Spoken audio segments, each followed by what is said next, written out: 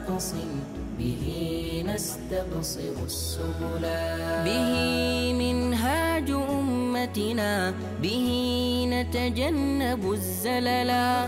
هو النبراس يرشدنا به حتى الحاجات اللي بيحبوها وكده ما بقى في القرآن يعني ادعو إلى سبيل ربك بالحكمة والموعظة الحسنة وجادلهم بالتي هي أحسن.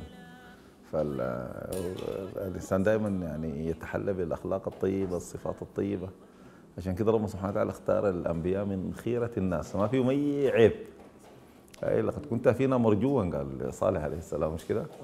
وآتينا إبراهيم رشده من قبل عندها معاني كثيرة من ضمن معناها من قبل النبوة يعني عندها معاني من قبل موسى وهارون لأن القصة قبال موسى وهارون ومن قبل يعني في قديما يعني ومن قبل الشاهد في كلامك ده من قبل النبوة والرسالة آتينا إبراهيم رشده من قبل.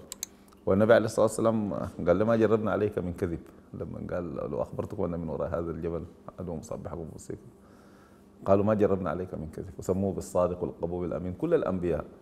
وكذلك الدعاة إلى الله عز وجل يكسبوا قلوب الناس. أيوة نعم كن دينهم وشأنهم لأنهم مبلغين عن الله وموقعين عن رب العالمين سبحانه وتعالى يعني. محمد السلام عليكم شيخ. الحمد لله ان شاء الله كويس. شيخ بما انكم اتكلمتوا عن الموضوع الخرافات ده عندي سؤال كده غريب شويه انت ممكن تشوفه وفي امكانيه تتكلم لنا عنه بإجابة. الخرافات دي كان حلقه استشفاء بالقران. نعم بدري.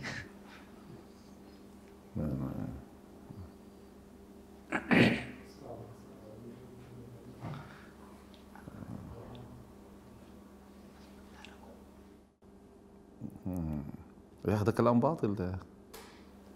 في شنو شيء سبحان الله. شوف ده هو ذاته اللعب باسم الدين. قال تعرف قال شنو؟ قال ناس عيانين وكده دلهم على شيخ قالوا بعالج بالقران وكده وقال لهم انا بعالجكم. المهم قال يبدا بامهم لكن اشترط عليهم قال لهم فتره علاجه لامهم ولا زول يقرا قران ما في. يوقف القرايه كله القران تماما. لا ده كلام باطل يا اخي ده كلام باطل من كل الوجوه. طيب يعالج بالقران كيف؟ هو المفروض يقول لهم انتوا ساعدوني اقرا قران. كان هو جاد وصادق يقول لهم ساعدوني اقرا قران. اقرا قران كثير ساعدوني بقرايه القران كده. لكن ما ممكن يقول لهم ما تقروا قران معناه عنده تعامل مع الجن ده يعني. شو عشان كده العلماء جعلوا علامات للساحر يعني في علامات معينه. انا اعرف الزول الكويس من الزول ايوه من شوف دي من اول العلامات. هسه دي علامه رقم واحد يعني ده ما تقرا قران. ده زي ما تقول منافق معلوم النفاق. يعني حاجه واضحه قال له ما تقرا قران. الزول يقول لي ما تقرا قران يعني انا اظن به خير كيف يعني. والفتره طيله فتره العلاج يقول ما ولا زول يقرا قران معناه بمعنى ثاني ما تصلوا يعني. صحيح. يعني ما تصلوا خلوا الصلاه يعني. فده لا شك يقينا انه بيتعامل مع الشيطان. قالوا من علامات الساحر قالوا بيسالك من اسمك واسم امك. يا اخي انت امي داير بها شنو يعني؟ طلع لي رقم وطني. قال يسالك اسمك اسم امك دي علامه من علاماته. من علاماته هو بيشككك في الدين مرات. يعني هو بيقول للانسان كلام يشككه في الدين. يعني القران ذاته قرايته صعبه ما تبقي نفسك براك الحكايتك دي تتعصلج عليك تصعب عليك. يعني هو المفروض يقول لك انت اقرا كثير انت ساعدني بالقراءه الكثيره ساعدني بكثره الذكر بكثره الصلاه ساعدني دائما تكون على وضوء دائما تكون على لا هو يديك الامر بالعكس. بعد ذاك كمان واحدين بيتوغلوا لبعيد جدا جدا ممكن يمنع ناس من الصلاه صلاه اوقات معينه. يذكر طلاسم اسماء غير واضحه. دي كلها علامات. طلاسم كيف يا شيخ؟ يعني مثلا بيديك اسماء يقول لك دي اسماء الله الحسنى بالعبريه ولا بالسريانيه. يا اخي ليه انا ما الله قال لله الاسماء الحسنى واضحه مش كده؟ قل ادعوا الله او ادعوا الرحمن ايما تدعوا فله الاسماء بالله. شوف الايه ذاتها كيف شوف وضعها كيف يعني. الله لا اله الا هو له الاسماء الحسنى. شوف هو الله الذي لا اله الا هو عالم الغيب والشهاده واضحه.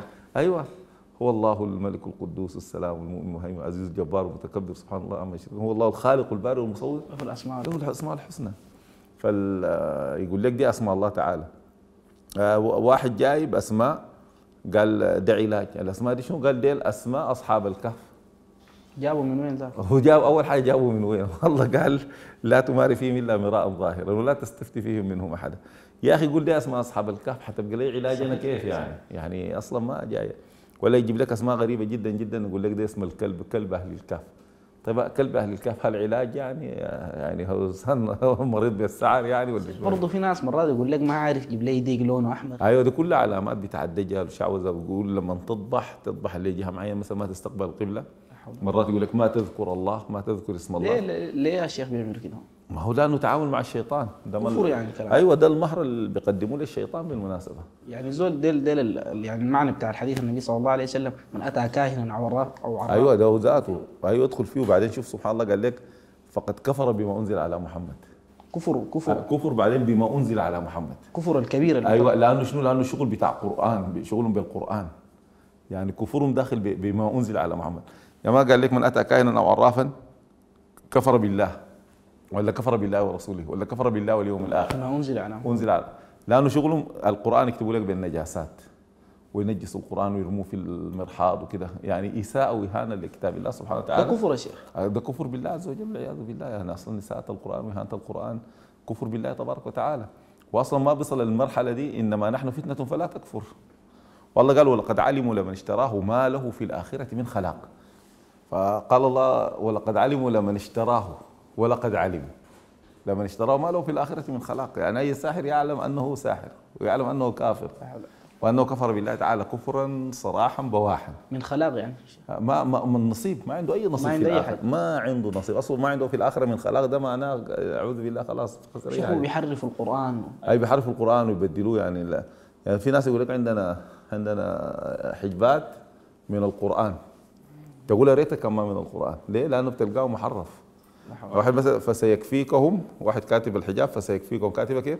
فسيكفيك ك مقرر حرف الكاف. ده ما بقى قرآن كريم. مش تحريف واضح. ولا تلقى الآيات بين كل كلمة وكلمة بدخل له أسماء غريبة جدا. دي أسماء شياطين بالمناسبة، يعني ما أسماء عادية. يعني في طبقات والضيف الله قال واحد ذكر من الأولياء قال والصالحين، فبيقول يا حي يا كيوم. يا كيوم بالكاف. عنده مشكلة أصلا. هو شوف القصة لنهايتها. فقال لقوا البحر وبعدين معاه الحوار بتاعه. دي في وظيفة الله موجودة. فدايرين يقطعوا البحر، قام الشيخ قال يا حي يا كيوم ومشى فوق المويه طوال. مشى عديل. جاء الحوار لاحقه قال يا حي يا قيوم، قام غرق. لا حول ولا قوة إلا بالله. قام الشيخ قال له لا قل مثلي. هنا قل قاف طلعها كويسة. اي قال طلع بقلقله كمان. قل مثلي، قال له قل مثلي يا حي يا كيوم. لا حول ولا قوة. فقام قال يا حي يا كيوم فمشى معه. شغل بتعجين ومعناه كيوم ده شيطان من الشياطين يعني يا اخي اعوذ بالله. يعني زول يحرف اسم الله تعالى متعمد. وبعدين في يعني مرات ذات الايات بيطلعوها من يعني واحد الجماعه ورونا قال له عندهم حجاب من السلاح عشان السلاح ما يقتله. فتعرف الحجاب كاتبين فيه شنو؟ كاتبين فيه إنا أعطيناك الكو. كو دي طلقة يعني إنا أعطيناك الكو. الطلقة لما الشفع بيقول لك كو طلقة كويس. زينا السماء الدنيا بزينة الكو. بس لحد هنا يعني كويس. إني رأيت 11 كو. ده لعب. أيوه ده لعب وده استهزاء.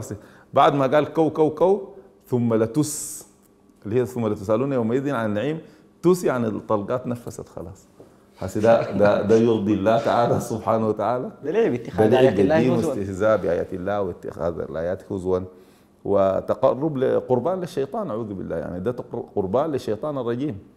فلذلك الإنسان العلاج الواحد يرقي نفسه بنفسه. شفتها هو ما في إشكال إنه الإنسان يعمل له رقية شرعية وكده، لكن كونها تتخذ مهنة، كونها تفتح لها أبواب ومراكز وتسعيرة بالمناسبة. جلسة خاصة ولا بنكرة ولا كذابين ايوه. وبعدين وحدين تعرف شنو؟ اسعار لا تقبل المفاوضة. لا والله. يعني جلسة خاصة بكده، جلسة عامة بكده، جلسة في البيت، وفي البيت بيجيك بكده وحق الترحال عليك طبعا.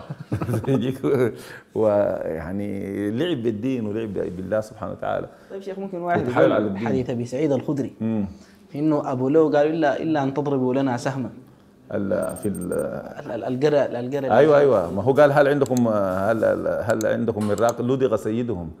هاي دي ما ده العلاج الشرعي هنا. لا هو انا قاصد الناس اللي بيقولوا دارين قروش والرقيه يشترطوها. هم قالوا الا ان تضربوا لنا بسهل. لا ما كده. ما هو ديك اول حاجه ابوا يستضيفوهم وديك ذاته سبحان الله بقت لهم بالمناسبه مثابه الدعوه للايمان بالمناسبه. هم ما كانوا مؤمنين ديك وقالوا هل لدغ سيدهم وما يعلم جنود ربك إلا هو. وقالوا عندكم زول برقي، يعني الناس القبيلة بينا نستضيفهم ده أيوة.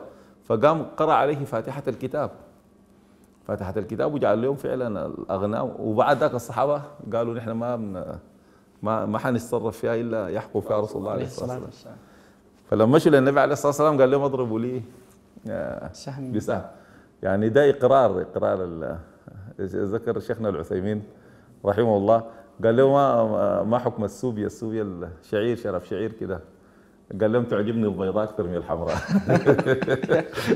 يعني تجوز بشده. يعني في نوع اظن ابيض وفي نوع بيسووا له لون احمر كده. الشيخ ما شاء الله طلع خبير رحمه الله عليه. قال لهم البيضاء احسن لي من الحمراء يعني. طيب الشيخ نصيحه لي، في ناس هو كان قبل كده تكلمنا في حلقه في الموضوع ده، لكن الموضوع ده محتاج ترقي كثير. نصيحه للناس، يعني في ناس ما بيمشوا للدكتور الشيخ.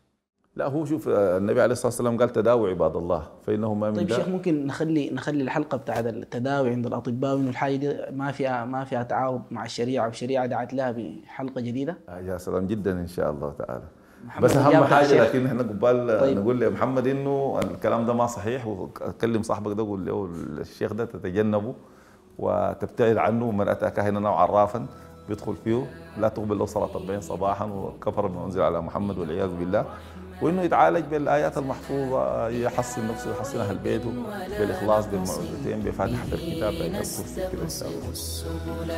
به منهاج امتنا، به نتجنب الزللا، هو النبراس يرشدنا، به نستلهم الاملا. تطيب به جراحات ويشفي الداء والعللا، ويرفع قدر صاحبه ويكسى في غد حللا.